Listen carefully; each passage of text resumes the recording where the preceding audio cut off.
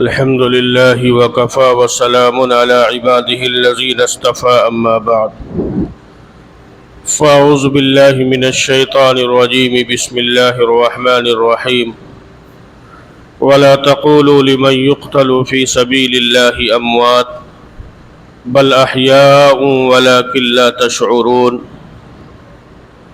وقال رسول الله صلى الله عليه وسلم لو كان بعدي نبي لكان عمر او كما قال عليه الصلاة والسلام۔ آج 2 محرم الحرام ہے اور 1 محرم کو سیدنا عمر ابن خطاب رضی اللہ تعالیٰ عنہ کی شہادت کا واقعہ پیش آیا تھا سن 24 ہجری میں۔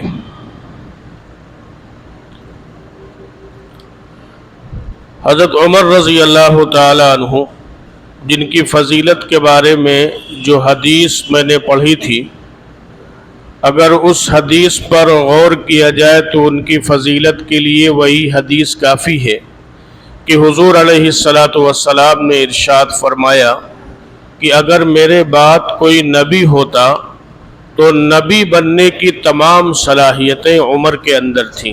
لو کان بعدی نبی لکان عمر، کہ اگر میرے بعد کوئی نبی ہوتا تو وہ عمر ہوتے۔ اگر حضرت عمر رضی اللہ تعالی عنہ کی اس کے علاوہ کوئی اور فضیلت نہ ہوتی تو یہی سند جناب رسول اللہ صلی اللہ علیہ وسلم کی سیدنا عمر ابن خطاب رضی اللہ تعالیٰ عنہ کے لیے کافی تھی۔ حضور علیہ الصلاۃ والسلام کا جو ابتدائی دور ہے، اس ابتدائی دور میں مکہ مکرمہ میں بہت سخت حالات کا آپ کو سامنا کرنا پڑا، اور جو لوگ شروع میں جناب رسول اللہ صلی اللہ علیہ وسلم پر ایمان لائے تھے ان حضرات کو بھی سخت مشکلوں کا اور سخت تکلیفوں کا سامنا کرنا پڑا، بڑی مخالفتیں تھیں۔ حضور علیہ الصلاۃ والسلام ایک روایت ملتی ہے کہ آپ نے دعا کی تھی ابو جہل کے لیے اور سیدنا عمر ابن خطاب کے لیے کہ ان دونوں میں سے کسی کو اسلام میں داخل کر کر اسلام کو قوت عطا کر دے۔ اور ایک روایت یہ ملتی ہے کہ حضور صلی اللہ علیہ وسلم نے صرف سیدنا عمر ابن خطاب رضی اللہ تعالیٰ عنہ کے لیے دعا کی تھی کہ سیدنا عمر ابن خطاب کو اسلام کی ہدایت دے کر اسلام کو قوت دے دے۔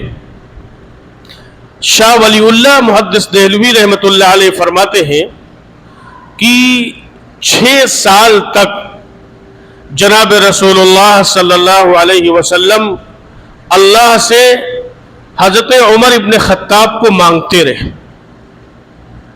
صحابہ اکرام میں دیکھیں کہ 1,20,000 یا 1,24,000 جو بھی صحابہ کی تعداد تھی، تو ان تمام صحابہ میں صحابی جتنے ہیں وہ حضور کے مرید ہیں، لیکن سیدنا عمر ابن خطاب رضی اللہ تعالیٰ عنہ واحد شخصیت ہے جو حضور کے مرید بھی ہیں اور حضور کے مراد بھی ہیں، کہ جن کو اللہ تعالیٰ سے جناب رسول اللہ صلی اللہ علیہ وسلم نے مانگا تھا۔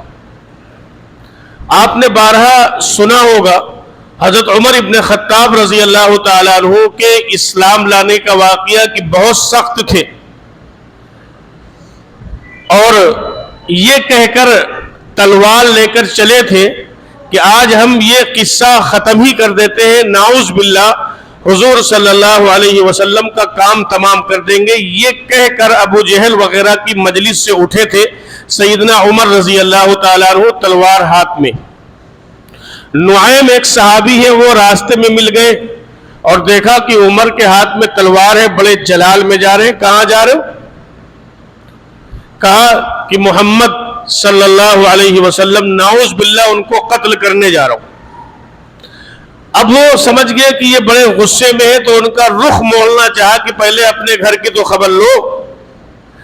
تمہارے بہن اور تمہارے بہنوئی بھی ایمان میں داخل ہو گئے۔ حضرت عمر جس طرف جا رہے تھے اس طرف کے بجائے اپنے بہن کے گھر چلے گئے۔ دروازے پر پہنچے، پہلے دروازے اس طریقے سے نہیں ہوتے تھے جیسے اب ہمارے دروازے، اب تو دروازے ایسے ہیں کہ سانس بھی اندر نہیں جاتی۔ پہلے دروازے ہوتے تھے لکڑی کے کیل کے ذریعے سے ان کو جوڑا جاتا تھا، تو بیچ میں کچھ سوراخ بھی ہوتے تھے جس سے آدمی باہر دیکھ سکتا تھا۔ حضرت عمر آئے، دروازہ اندر سے بند تھا، اور اس کے بعد میں دستک جب دی تو جب جھانک کر دیکھا تو دیکھا عمر ابن خطاب کھڑے ہوئے ہیں اور ہاتھ میں ننگی تلوار۔ ایک صحابی ان کی بہن اور بہنوئی کو قرآن کریم سکھا رہے تھے، ان کو چھپا دیا، اور اس کے بعد میں پھر دروازہ کھولا۔ جب دروازہ کھولا گیا تو سیدنا عمر ابن خطاب اندر گئے اور جانے کے بعد میں بے تحاشا اپنے بہنوئی کو مارنا شروع کر دیا کہ تم بے دین ہو گئے ہو، تم نے محمد صلی اللہ علیہ وسلم کا کلمہ پڑھ لیا ہے، اور اس کے بعد میں ان کو زمین پر پٹک کر ان کے سینے پر بیٹھ گئے ان کی گردن کو دبانے کے لیے۔ تو حضرت عمر ابن خطاب کی بہن تھی، انہوں نے کہا کہ عمر، ہم نے اسلام کو قبول کر لیا ہے، ہم نے محمد الرسول اللہ صلی اللہ علیہ وسلم کو اللہ کا نبی مان لیا ہے، تم جو کچھ کر سکتے ہو وہ کر لو، لیکن ہم اسلام کو، دین کو، شریعت کو نہیں چھوڑیں گے۔ اس کے بعد میں حضرت عمر ابن خطاب نے بہنوئی کو چھوڑا اور بہن پر ٹوٹ پڑے، لہو لہان ہو گئے، زخمی ہو گئے، لیکن وہ بہن بھی حضرت عمر ہی کی بہن تھی۔ انہوں نے کہا کہ عمر، جس ماں کا تم نے دودھ پیا ہے اسی ماں کا ہم نے بھی دودھ پیا ہے، اسلام کی ہدایت ہمارے سینے کے اندر اتر گئی ہے، حقانیت ہمارے دل کے اندر اتر گئی ہے، اب ہم اسلام کو نہیں چھوڑ سکتے، شریعت کو نہیں چھوڑ سکتے۔ اب حضرت عمر نے مار پیٹ کر لی تھی، کچھ غصہ بھی ٹھنڈا ہوا، تو کہا اچھا یہ بتلاؤ تم کیا پڑھ رہے تھے؟ تو حضرت عمر ابن خطاب کے سامنے اس وقت باقاعدہ قرآن لکھا ہوا نہیں تھا، جو کہ قرآن نازل ہو رہا تھا، الگ الگ ٹکڑوں میں قرآن تھا۔ سورہ طٰہٰ کی ابتدائی آیات کی تلاوت کر رہے تھے اس وقت سیدنا عمر ابن خطاب کی بہن اور ان کے بہنیں، طٰہٰ ما انزلنا علیک القرآن لتشقى الا تذکرۃ لمن یخشى تنزیلا ممن خلق الارض والسماوات العلی۔ کبھی موقع ہوگا تو اس کی تشریح بیان کی جائے گی۔ حضرت عمر عربی جانتے، اب جب قرآن کی یہ آیت پڑھ رہے اور ادھر کیا تھا، حضور صلی اللہ علیہ وسلم اللہ سے دعا کر رہے کہ اللہ عمر ابن خطاب کو اسلام میں داخل کر کر اسلام کو قوت دے دے۔ عمر کے حق میں اللہ کے پیغمبر دعا کر رہے ہیں، اور یہاں حضرت عمر قرآن کی تلاوت کر رہے ہیں، اور اس کے بعد میں پھر آنکھوں سے آنسو جاری ہو گئے اور کہا کہ مجھے لے چلو حضور کے پاس۔ اس وقت حضور علیہ السلام دار ارقم میں تھے، چھپ کر رہتے تھے یا چھپ کر تبلیغ کرتے تھے، اور وہاں جب پہنچے دروازے پر حضرت حمزہ رضی اللہ تعالیٰ عنہ جو حضور صلی اللہ علیہ وسلم کے چچا تھے وہ بھی وہاں موجود تھے، اور صحابہ بھی وہاں موجود تھی۔ بعض لوگوں نے لکھا کہ 39 لوگ اس وقت مسلمان ہوئے تھے، حضرت عمر کے اسلام لانے سے پہلے 39 لوگ مسلمان ہوئے تھے، سب لوگ دار ارقم میں موجود ہیں۔ عمر ابن خطاب جب وہاں پہنچے رضی اللہ تعالیٰ عنہ، ابھی بھی تلوار ہاتھ میں، حضرت لوگوں نے جھانک کر دیکھا کہ عمر آئے اور ان کے ہاتھ میں تلوار ہے، تو حضور علیہ السلام کھڑے ہو گئے، دروازے کی طرف بڑھے، تو حضرت حمزہ رضی اللہ تعالیٰ عنہ نے کہا کہ آپ حضور تشریف رکھیں، میں جاتا ہوں، اگر عمر اچھی نیت سے آئے تو ٹھیک ہے، ان کا استقبال ہے، اور اگر وہ بری نیت سے آئے تو انہی کی تلوار سے ان کا سر قلم کر دیں گے۔ حضور علیہ السلام نے کہا کہ نہیں، تم رکو، اپنے چچا کو روکا کہ تم رکو، اور حضور علیہ السلام خود آگے بڑھے دروازہ کھولنے کے لیے۔ صحابہ پر ایک عجیب و غریب کیفیت طاری تھی، عمر کے بارے میں لوگوں کو معلوم بھی تھا کہ عمر کے جلال کا، غصے کا کیا عالم ہے، اور حضور علیہ السلام دروازہ کھولنے کے لیے جا رہے۔ اب جب حضور نے دروازہ کھولا، حضرت عمر اندر آئے تو گردن جھکی ہوئی۔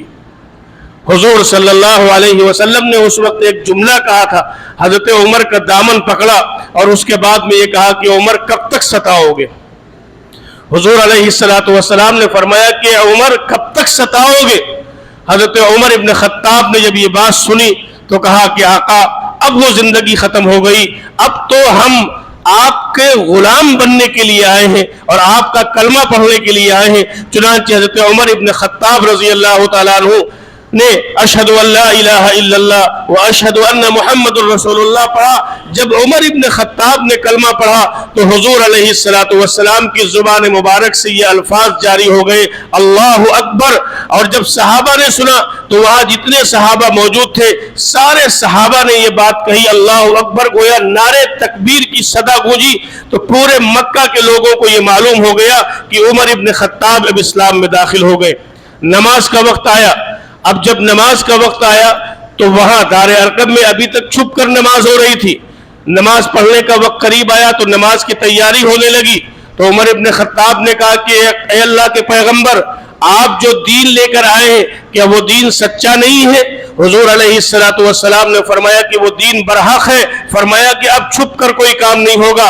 اور حضور علیہ السلام کو پورے قافلے کو لے کر سیدنا عمر ابن خطاب مسجد حرام میں گئے اور لوگوں سے کہا کہ میں عمر ابن خطاب ہوں، میں نے محمد الرسول اللہ کا کلمہ پڑھ لیا ہے، اگر ہے کسی کے اندر جرأت تو آ کے وہ ہم سے مقابلہ کرے۔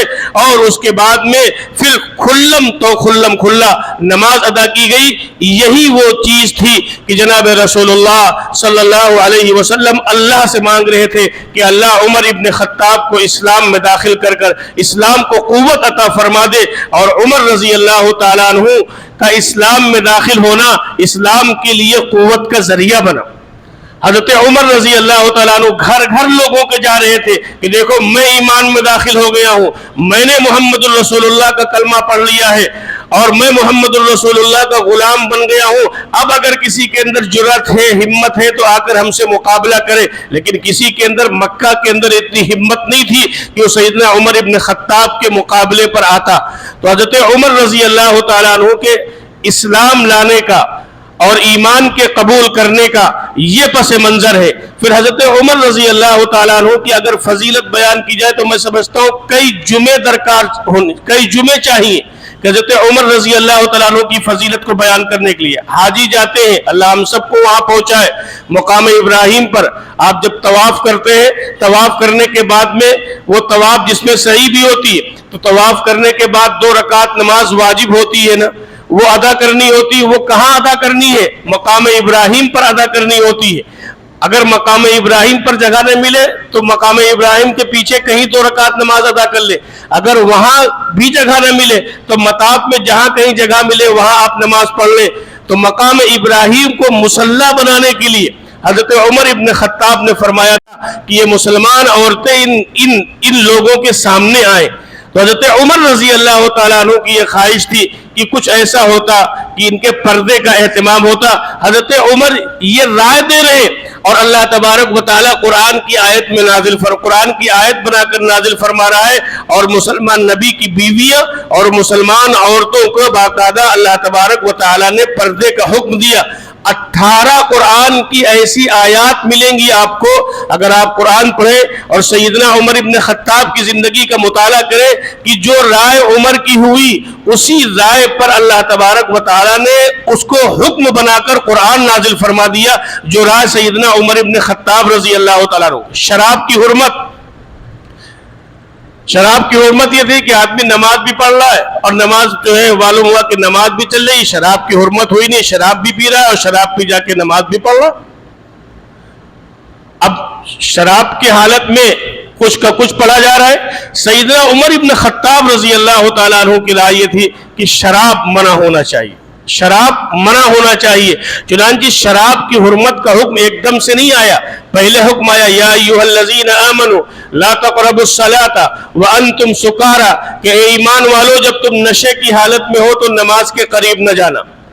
پھر تدریجاً شراب کی حرمت کے احکام نازل ہوئے، لیکن سیدنا عمر ابن خطاب رضی اللہ تعالیٰ عنہ کا یہ منشا تھی کہ شراب کی حرمت کا اعلان ہونا چاہیے، مسلمان شراب نہ پیے۔ اللہ تبارک و تعالیٰ نے قرآن کی آیت بنا کر نازل فرما دی۔ مدینہ منورہ میں حضور علیہ السلام تشریف لے گئے۔ مدینے میں حضرت عبداللہ ایک مخلص صحابی ہے، ان کا باپ عبداللہ ابن ابی منافقوں کا سردار جس نے حضرت عائشہ رضی اللہ تعالیٰ عنہ پر جو الزام لگا تھا اس کو بہت ہوا دی تھی، اور گویا اسی نے الزام لگایا تھا عبداللہ ابن ابی، وہ مر گیا، منافق تھا، منافقوں کا سردار تھا، لیکن ابھی منافقوں کے بارے میں کوئی حکم نازل نہیں ہوا تھا، اللہ کی طرف سے منافقوں کے بارے میں کوئی حکم نازل نہیں ہوا تھا۔ تو ان کے جو صاحبزادے تھے حضرت عبداللہ مخلص مسلمان تھے، انہوں نے حضور سے کہا کہ آپ میرے باپ کی نماز جنازہ پڑھا دیں۔ حضور علیہ السلام نماز جنازہ پڑھانے کے لیے تشریف لے جا رہے ہیں، ابھی کوئی حکم نازل نہیں ہوا۔ ملتا ہے روایتوں کے اندر حضرت عمر پیچھے سے دامن پکڑ رہے کہ اللہ کے رسول آپ کس کی نماز جنازہ پڑھا رہے؟ یہ تو منافق ہے، اس نے تو آپ کو بہت تکلیف پہنچائی ہے، اس نے تو حضرت عائشہ پر الزام لگایا تھا، اور مقصد یہ تھا کہ آپ کو تکلیف پہنچائے، رنج میں آپ کو دیکھنا چاہتا تھا۔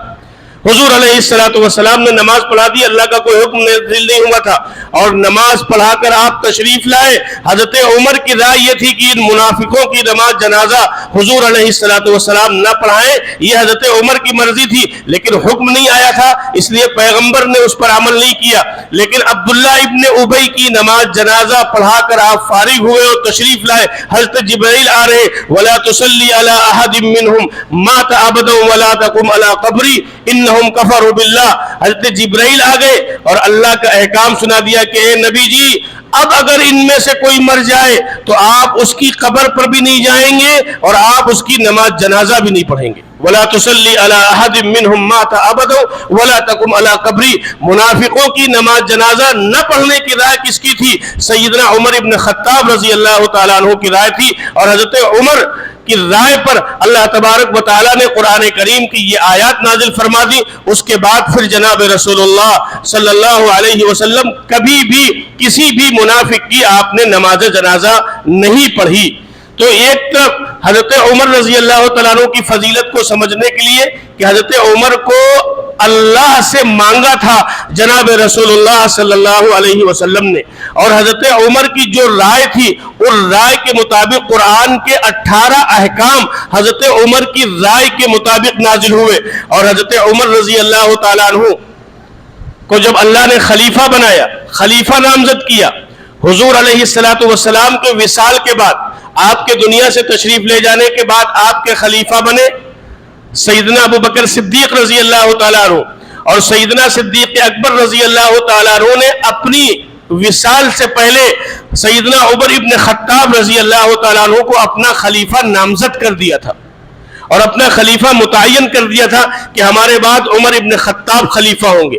حضرت عمر ابن خطاب کے دور میں جو فتوحات ہوئی اور اسلام کو جو ملک در ملک فتح ہوئے، اس وقت روم اور فارس، اس میں ایران بھی تھا، عراق بھی تھا، یہ تمام ملک اس میں شامل تھے، بڑی طاقتیں تھیں۔ سیدنا عمر ابن خطاب رضی اللہ تعالیٰ عنہ کے زمانے میں یہ دو سپر طاقتیں فتح ہوئی، اور 22 لاکھ مربع میل کے اکیلے حکمراں تھے سیدنا عمر ابن خطاب رضی اللہ تعالیٰ عنہ۔ 22 لاکھ مربع میل پر سیدنا عمر ابن خطاب رضی اللہ تعالیٰ عنہ کی حکومت تھی، لیکن عالم کیا تھا؟ سیدنا عمر ابن خطاب رضی اللہ تعالیٰ عنہ کا رات میں گشت کر رہے، گشت کرتے کرتے دیکھا کہ ایک جگہ چولہا جل رہا ہے، ڈیگچی چولہے پر چڑھی ہوئی کچھ پک رہا ہے، بچے رو رہے ہیں۔ کہا بھئی کیا ہے یہ بچے رو کیوں رہے ہیں؟ کہا بھوک کی وجہ سے رو رہے۔ ڈیگچی میں کیا ہے؟ کہا اس میں کچھ بچوں کی تسلی کے لیے ڈیگچی چولہے پر چڑھا دی گئی، کچھ ہے نہیں اس میں، تاکہ یہ اس کو دیکھ کر روتے روتے سو جائے۔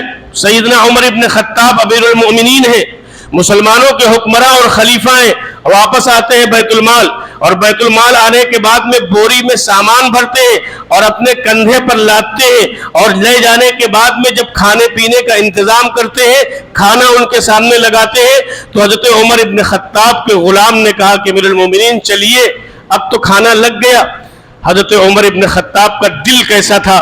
حضرت عمر ابن خطاب نے کہا کہ ان بچوں کو میں نے بھوک کی وجہ سے روتا ہوا دیکھا تھا، میں کھانے کی وجہ سے ان کو ہنستا ہوا دیکھ نہ لوں جب تک میں نہیں جاؤں گا۔ یہ دل کی نرمی کا عالم تھا سیدنا عمر ابن خطاب رضی اللہ تعالی عنہ کی۔ ایک مرتبہ گشت کر رہے، گھر سے بچے کی رونے کی آواز آئی، حضرت عمر رضی اللہ تعالیٰ عنہ کے ذہن میں آیا کہ وہ بچہ رو رہا ہوگا، نارملی رو رہا ہوگا، چلے گئے، پھر گزرے، دیکھا پھر رو رہا ہے، پھر حضرت عمر کے ذہن میں آیا کہ ہو سکتا ہے یہ رو رہا ہو، پھر کچھ دیر کے بعد تیسری مرتبہ پھر آئے، پھر بچہ رو رہا ہے، باہر آواز آ رہی، تو سیدنا عمر ابن خطاب نے کہا کہ نہیں، یہ بچہ اب نارمل نہیں رو رہا ہے، کوئی وجہ ہوگی۔ دروازے پر دستک دی، ایک صاحب باہر نکلے، کہا بچہ کیوں رو رہا ہے؟ حضرت عمر امیر المومنین ہے، خلیفۃ المسلمین ہے، اور گشت کر رہے ہیں، بچہ کیوں رو رہا ہے؟ تو کہا کہ بچہ اس وجہ سے رو رہا ہے کہ اس کی ماں اس کو دودھ نہیں پلا رہی۔ دودھ کیوں نہیں پلا رہی؟ اس لیے امیر المومنین نے ایک قانون بنایا ہے کہ جب بچہ دودھ چھوڑ دے گا اور دوسری غذا پر آ جائے گا تو اس کو بیت المال سے وظیفہ ملے گا۔ کہا کتنے سال کا بچہ ہے؟ کہا 1 سال کا بچہ ہے۔ تو ماں اس کو دودھ چھوڑانا چاہ رہی ہے تاکہ یہ دودھ چھوڑ دے تو یہ وظیفے پر آ جائے۔ سیدنا عمر ابن خطاب رضی اللہ تعالیٰ عنہ رات گزری، صبح فوراً اہل مشورہ کو بلایا اور اس کے بعد میں رونے لگے اور کہا پتہ نہیں عمر نے کتنے بچوں کو رلایا ہوگا، ماؤں نے اپنے بچوں کو پتہ نہیں کس عمر میں دودھ پینا چھوڑاتی ہوں گی، اور اس کے بعد میں قانون بدل دیا اور یہ کہا کہ اب جو بچہ پیدا ہوگا اس کو بیت المال سے وظیفہ دیا جائے گا۔ سیدنا عمر ابن خطاب رضی اللہ تعالیٰ عنہ نے فوراً وہ حکم بدل دیا۔ اسی طریقے سے ایک واقعہ کتابوں میں لکھا ہے کہ حضرت عمر ابن خطاب رضی اللہ تعالیٰ عنہ بازار میں جا رہے، کچھ صحابہ آپ کے ساتھ میں، دیکھا ایک بوڑھا شخص بھیک مانگ رہا ہے، دکانوں پر مانگ رہا ہے۔ حضرت عمر ابن خطاب نے اپنے ساتھیوں سے کہا، اور یہ عمر ہی کہہ سکتے ہیں، کوئی نہیں کہہ سکتا ہے، حضرت عمر نے کہا کہ ہمارے نظام میں لوش کہاں ہے کہ یہ بوڑھا بھیک مانگ رہا ہے؟ ہمارے نظام میں کمزوری اور کمی کہاں رہ گئی؟ اس کے بعد میں اس کو بلایا، کہا تم کون ہو؟ تو اس نے کہا ہم یہودی ہیں۔ کہا بھیک کیوں مانگ رہے ہو؟ کیا تم کو وظیفہ نہیں دیا جاتا؟ تو اس نے کہا وظیفہ دیا جاتا ہے۔ کیا وہ وظیفہ تمہاری ضرورت کے لیے کافی نہیں ہوتا؟ تو اس نے کہا کافی ہو جاتا ہے۔ تو کہا بھیک کیوں مانگ رہے ہو؟ اصل میں جو یہودی ہوتے تھے یا اس طریقے سے غیر مسلم ہوتے تھے جو مسلمان حکومت میں رہتے تھے تو ان سے سال میں 1 مرتبہ جزیہ لیا جاتا تھا۔ اس جزیے کا مطلب یہ ہوتا تھا کہ تمہارے جان، مال، عزت و آبرو کی حفاظت کی ذمہ داری مسلمانوں پر، اور اس کے بدلے تمہیں جزیہ دینا پڑے گا۔ تو اس نے کہا کہ اب ہم کام کر نہیں پاتے ہیں، وظیفہ بیت المال سے ملتا ہے وہ ہمارے لیے کافی ہو جاتا ہے، لیکن جزیے کا پیسہ ہم مانگ کر سال میں ادا کر دیتے ہیں۔ سیدنا عمر ابن خطاب رضی اللہ تعالیٰ عنہ نے قانون بدل دیا اور یوں کہا کہ اب اگر کوئی بوڑھا، کوئی غیر مسلم بوڑھا ہو جائے اور وہ کما نہیں سکتا ہے تو اب اس کو جزیہ اس کا معاف کیا جاتا ہے۔ یہ سیدنا عمر ابن خطاب رضی اللہ تعالیٰ عنہ نے یہ قانون بدلا۔ سیدنا عمر ابن خطاب تقریباً 10.5 سال آپ مسلمانوں کے حکمراں رہے، اور اس کے بعد میں 26 یا 27 ذی الحجہ کو سیدنا عمر ابن خطاب رضی اللہ تعالیٰ عنہ کو برچھا مارا گیا۔ اصل میں حضرت عمر رضی اللہ تعالیٰ عنہ کے قتل کا جو پلان بنا تھا اور حضرت عمر کی شہادت کا جو منصوبہ بنا تھا وہ ایران میں بنا تھا، چونکہ اس علاقے کو سیدنا عمر ابن خطاب رضی اللہ تعالیٰ عنہ نے فتح کیا تھا، اور ان حضرات کے اندر عصبیت بہت تھی اور وہ یہ چاہتے تھے کہ ہم حضرت عمر رضی اللہ تعالیٰ عنہ کو بیچ سے ہٹا دیں۔ ان کا منصوبہ کیا تھا؟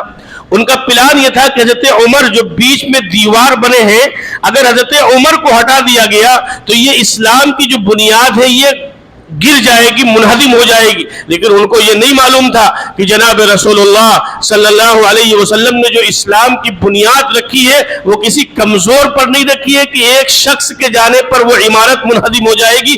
تو یہ منصوبہ جو کہ ایران کو فتح کیا تھا حضرت عمر ابن خطاب رضی اللہ تعالیٰ عنہ نے، تو اسی زمانے میں ان کا یہ منصوبہ تھا کہ سیدنا عمر ابن خطاب کو راستے سے ہٹایا جائے۔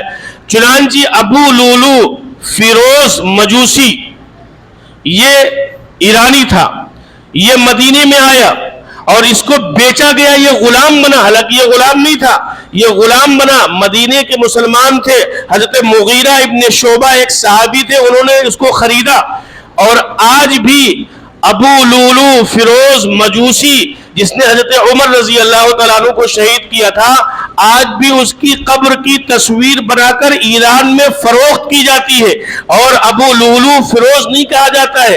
آپ اگر ایرانی تاریخ کا مطالعہ کریں اور وہاں اس کو پر سرچ کریں تو آپ کو ملے گا لوگ کہتے ہیں حضرت ابو لولو فیروز مجوسی جس نے سیدنا عمر ابن خطاب کو شہید کیا تھا.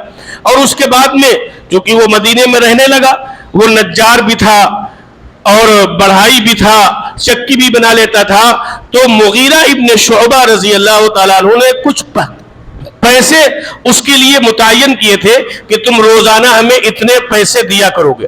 ایک دن حضرت عمر رضی اللہ تعالیٰ عنہ جا رہے تھے تو یہی ابو لولو فیروز مجوسی مل گیا. اس نے کہا کہ ہمارے آقا ہم سے زیادہ پیسے لیتے ہیں. تو حضرت عمر ابن خطاب نے پوچھا تم کام کیا کرتے ہو؟ تو اس نے کہا کہ یہ کام کرتے ہیں, 3-4 کام گنوائے.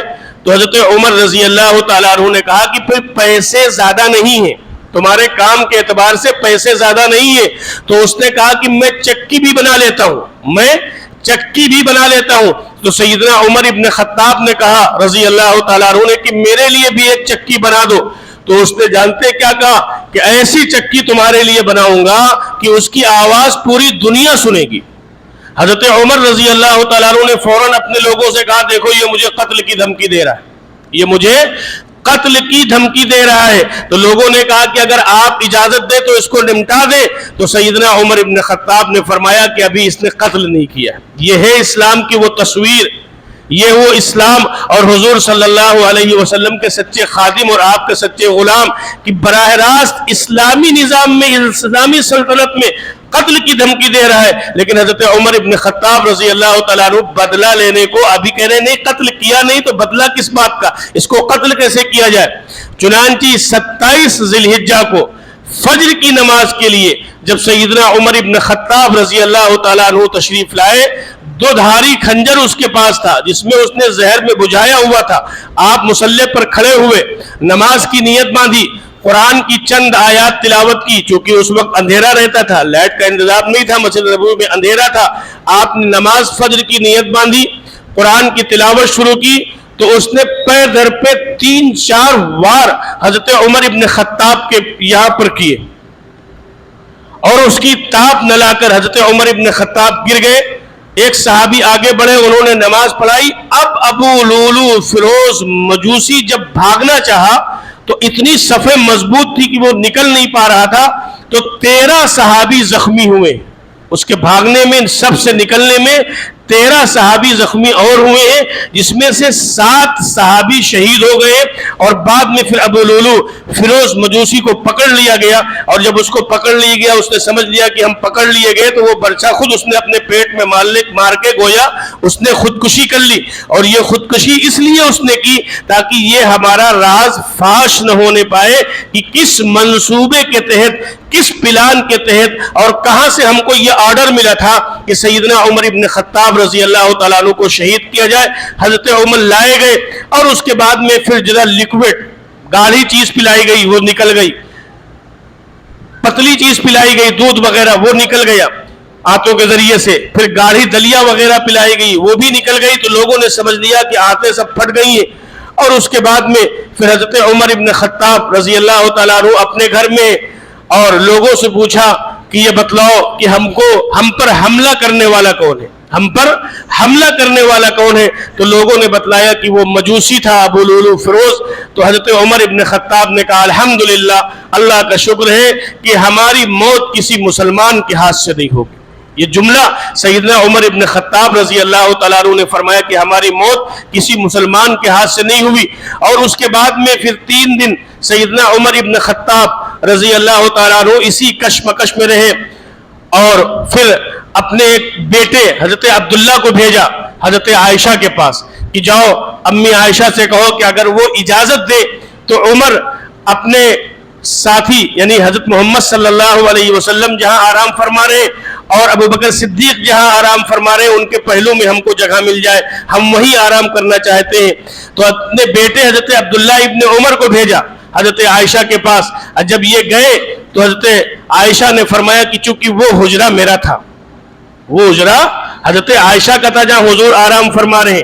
تو حضرت عائشہ نے کہا کہ میرا پلان یہ میرا ارادہ یہ تھا کہ میرے شوہر ہیں حضور صلی اللہ علیہ وسلم، حضرت عائشہ کے شوہر اور میرے والد ابو بکر صدیق، میں نے اپنے لیے سوچا تھا کہ میں جب میرا وصال ہوگا تو میری قبر وہاں بنے گی، لیکن میں اپنے اوپر عمر کو ترجیح دیتی ہوں، میں اپنے اوپر عمر کو ترجیح دیتی ہوں۔ چنانچہ یہ لکھا ہے کہ حضرت عمر رضی اللہ تعالیٰ عنہ کا جب بالکل آخری وقت ہوا تو انہوں نے کہا چارپائی کے بجائے ہمیں زمین پر لٹا دو، اور پھر ان کے بیٹے نے ان کا سر اپنے زانوں پر رکھ لیا تو حضرت عمر ابن خطاب نے فرمایا کہ ہمارا سر زمین پر رکھ دو، اور اللہ سے یہ دعا کرتے تھے کہ اللہ معاف فرما دیجیے۔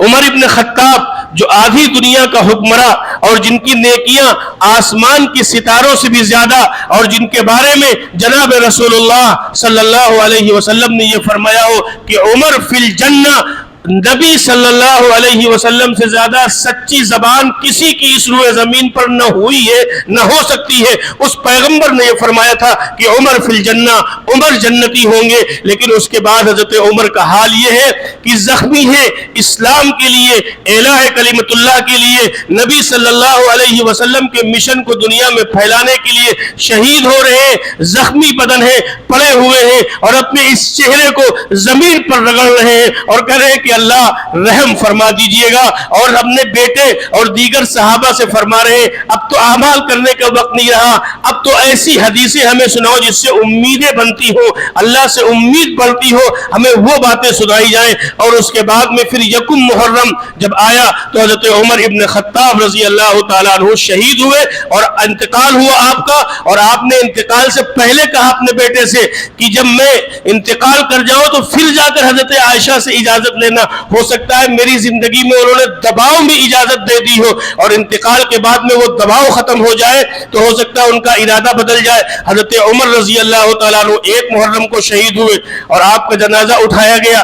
حضرت عبداللہ ابن عمر گئے حضرت عائشہ کے پاس، حضرت عائشہ رو رہی تھی سیدنا عمر ابن خطاب کی شہادت پر، اور اس کے بعد میں کہا کہ اگر آپ کی اجازت ہو تو والد صاحب نے یہ کہا تھا کہ ہمارے انتقال کے بعد بھی ان سے اجازت لے لینا، تو حضرت عائشہ نے کہا کہ ہم نے پہلے ہی ان کو اجازت دے دی، ہمارا ارادہ کوئی بدلا ہوا نہیں ہے۔ پھر اس کے بعد میں حضور صلی اللہ علیہ وسلم کے پہلو میں ابو بکر صدیق اور آپ کے بازو میں سیدنا عمر ابن خطاب رضی اللہ تعالیٰ عنہ کی قبر مبارک ہے۔ جو لوگ وہاں گئے ہوں گے نبی کے وہ نشانیاں بنی، وہاں کھڑے ہو کر صلاۃ و سلام پڑھیں گے، پھر ابو بکر صدیق پر سلام بھیجیں گے، اور پھر سیدنا عمر ابن خطاب پر سلام بھیجیں گے۔ اور اس کے بعد میں میرے دوستو ایک طرف تو یہ چند باتیں جو میں نے آپ کے سامنے رکھی حضرت عمر رضی اللہ تعالیٰ عنہ کی فضیلت کے بارے میں، دوسرے کچھ لوگ یہ کہتے ہیں کہ یہ اہل بیت کے دشمن تھے حضرت عمر رضی اللہ تعالیٰ عنہ۔ اس کے حوالے سے میں صرف آپ کے ذہن کو صاف کرنے کے لیے ایک بات بتانا چاہتا ہوں۔ ایک طرف تو یہ ہے کہ حضرت عمر رضی اللہ تعالیٰ عنہ دوسرے خلیفہ ہیں، حضور صلی اللہ علیہ وسلم نے جنت کی بشارت دی ہے اور بے شمار حضرت عمر رضی اللہ تعالیٰ عنہ کی فضیلت ہے۔ دوسری طرف حضرت عمر رضی اللہ تعالیٰ عنہ کی بیٹی حضرت حفصہ رضی اللہ تعالیٰ عنہ حضور کے نکاح میں ہے، تو گویا حضور کے خسر ہوئے حضرت عمر ابن فاروق، حضرت عمر فاروق رضی اللہ تعالیٰ عنہ۔ اور تیسرا اہل بیت سے آپ کا رشتہ کیا ہے؟ حضرت علی رضی اللہ تعالیٰ عنہ اور حضرت فاطمہ رضی اللہ تعالیٰ عنہ۔ حضرت فاطمہ کس کی بیٹی ہے؟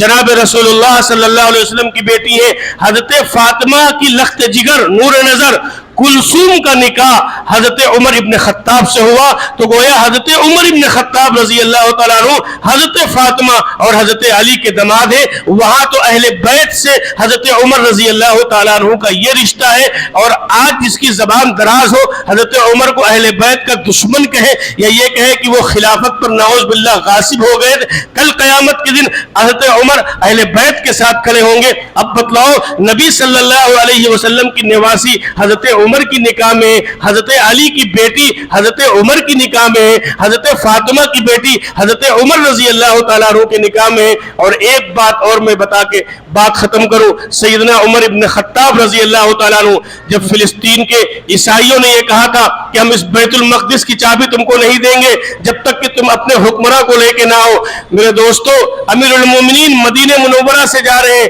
سواری ایک ہے، کبھی غلام بیٹھتا ہے سواری پر، کبھی امیر المومنین بیٹھتے ہیں سواری پر، اور جب فلسطین میں داخل ہونے کا وقت آیا تو وہ لوگ اپنے محلوں پر بیٹھے ہوئے کتابیں کھولے ہوئے بیٹھے تھے، اور جب فلسطین میں داخلے کا وقت آیا تو امیر المومنین کی نکیل پکڑنے کی باری تھی اور ان کے غلام کو اونٹ پر بیٹھنے کی باری تھی۔ وہ امیر المومنین عمر ابن خطاب رضی اللہ تعالیٰ عنہ جو 22 لاکھ مربع میل کا حکمراں ہے، جب فلسطین میں داخل ہو رہا ہے تو ان کے جسم کے پر جو کپڑا ہے اس کپڑے پر 17 پیمن لگے ہوئے ہیں اور اونٹ کی نکیل پکڑے ہوئے ہیں اور فلسطین میں داخل ہوئے ہیں۔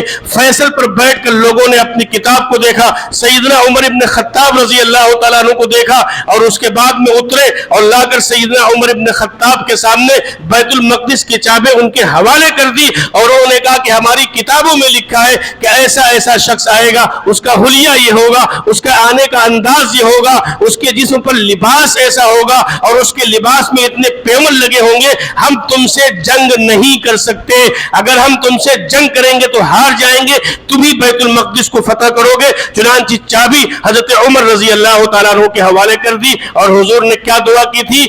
شروع کی وہ دعا یاد رکھے کہ اللہ عمر کو اسلام میں داخل کر کر، عمر کو اسلام کی دولت دے کر اسلام کو قوت عطا فرما دے۔ حضرت عمر رضی اللہ تعالیٰ عنہ کا جو دور تھا وہ مسلمانوں کے لیے پوری قوت اور شان و شوکت کا دور تھا اور پورے روب اور دبدبے کا دور تھا۔ اللہ تبارک و تعالیٰ نے سید مسلمانوں کو وہ عزتیں دی ہیں۔ حضرت عمر ایک مرتبہ جمعے کے لیے خطبہ دینے کے لیے آئے، ایک جنگ ہوئی تھی، اس جنگ کے موقع پر کچھ چادریں آئی تھی جو تقسیم کی گئی، تو خطبہ دینے کے لیے آئے، خطبے دینے کے لیے کھڑے ہوئے تو آپ کے جسم پہ 2 چادریں، ایک صحابی کھڑے ہو گئے، آپ کا خطبہ نہیں سنیں گے، پہلے یہ بتلائیے کہ آپ کے جسم پہ 2 چادریں کیسی؟ سب کو ایک ایک ملی، آپ کے جسم پر 2 چادر کیسی؟